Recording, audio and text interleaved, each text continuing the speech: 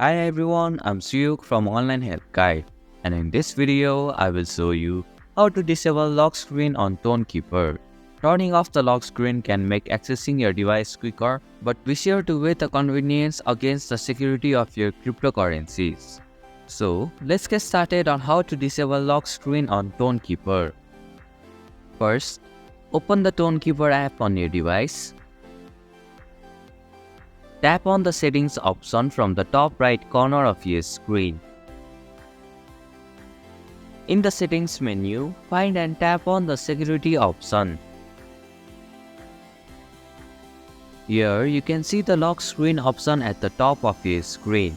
To deactivate the lock screen, tap on the toggle switch right next to it. When the switch turns gray, it means the lock screen is disabled. And this is how you can disable lock screen on Tonkeeper. Thank you for watching Online Help Guide.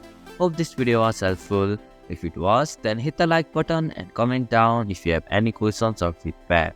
Also, if you are new to our channel, please subscribe and hit the bell icon so that you won't miss our upcoming videos.